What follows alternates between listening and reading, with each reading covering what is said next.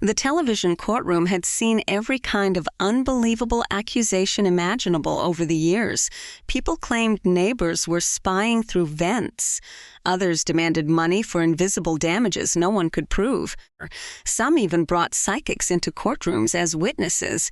But in all of Judge Judy's decades on the bench, nothing prepared her for the moment Karen Mitchell confidently delivered a statement so shocking that the entire courtroom froze in disbelief.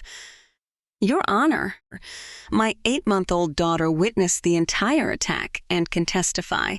She told me exactly what happened." For a split second, absolute silence swallowed the room. Judge Judy's pen stopped moving in mid-sentence. The bailiff turned his head in confusion.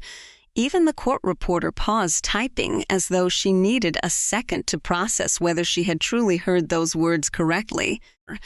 And standing there with complete confidence was Karen Mitchell holding her infant daughter on her hip beside an expensive designer diaper bag, looking entirely convinced that she had just delivered the strongest evidence imaginable. What followed over the next several minutes wasn't simply another Judge Judy courtroom moment. It wasn't just a case of someone exaggerating for attention or trying to scam the system. What unfolded became one of the most disturbing and unforgettable courtroom confrontations daytime television had ever aired. Because underneath Karen's bizarre claims was something much darker than anyone initially realized. This case wasn't about a damaged stroller. It was about a mother completely disconnected from reality. And by the end of the hearing, Child Protective Services would already be waiting outside the courtroom doors. At first glance, the lawsuit seemed simple. Karen Mitchell had filed a $2,500 claim against her apartment neighbor, Jessica Martinez. According to the paperwork, Jessica's dog had destroyed Karen's expensive designer stroller and traumatized her infant daughter during the incident. To most people, it sounded like a routine neighbor dispute.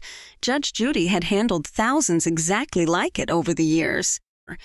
Minor conflicts between tenants that spiraled into bitter legal arguments after weeks of hostility and passive-aggressive behavior.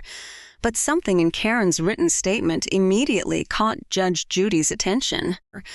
It wasn't just exaggerated, it felt detached from reality.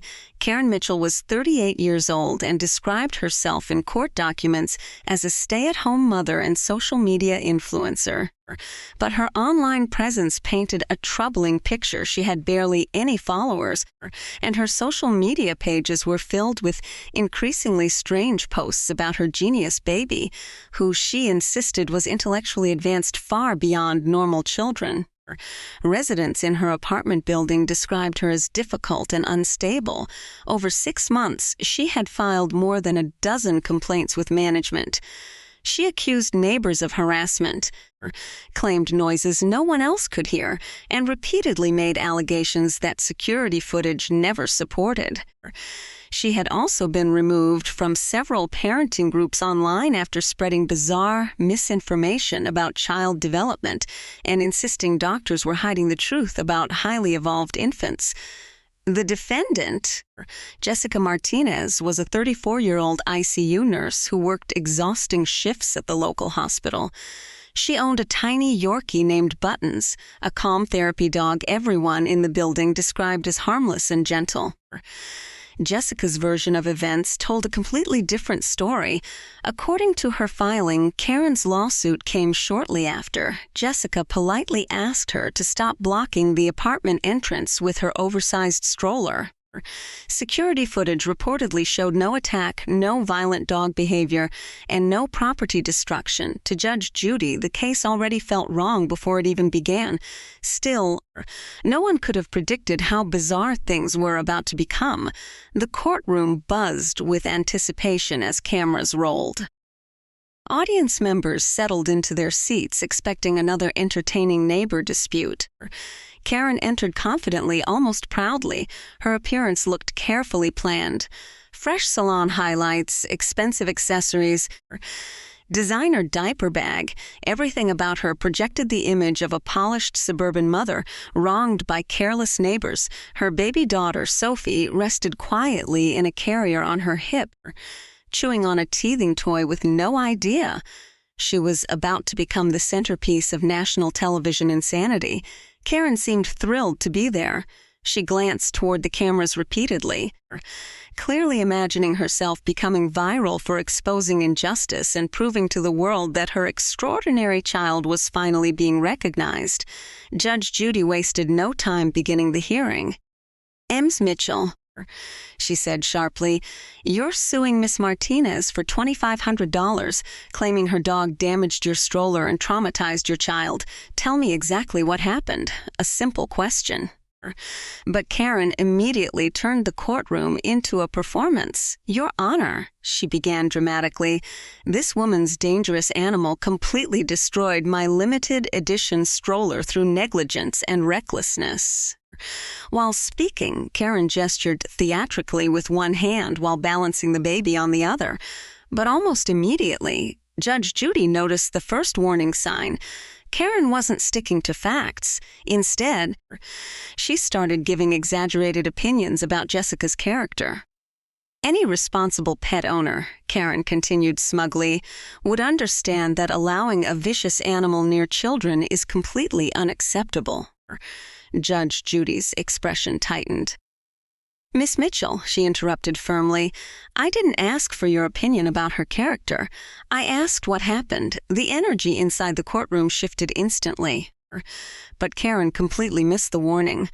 Instead of correcting herself, she sighed loudly and rolled her eyes.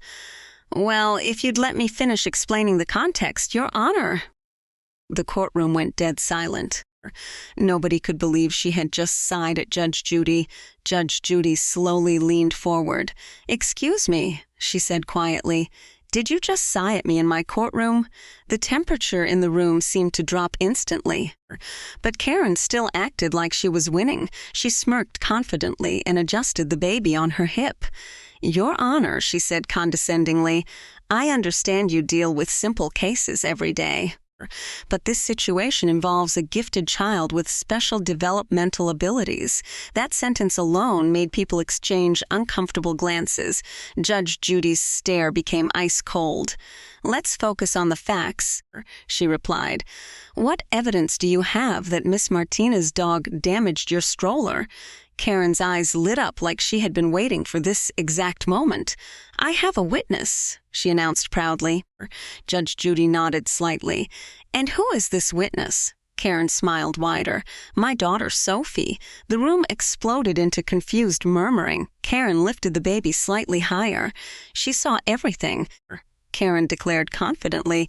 "She was inside the stroller during the attack. She told me exactly what happened." Judge Judy blinked slowly. "Your daughter," she repeated carefully, "is 8 months old. Correct?" "Yes," Karen replied proudly. "But Sophie isn't a normal baby." The courtroom had entered territory nobody expected. Karen began describing her infant daughter as intellectually advanced, far beyond ordinary children. "She's been communicating meaningfully with me since she was 5 months old," Karen explained. "She speaks in sentences when we're alone." Jessica Martinez looked horrified. The audience sat frozen. Judge Judy remained calm, but her voice became incredibly precise. "How many words can your daughter speak that other people can clearly understand?" Karen didn't hesitate. "She only speaks openly with me because I'm her mother," she answered, "but she absolutely forms complete sentences. Yesterday she told me she preferred squash puree over sweet potatoes. At that point, nervous laughter spread through parts of the courtroom, but Judge Judy wasn't laughing. She was studying Karen carefully now. "And your daughter verbally described the dog incident to you?"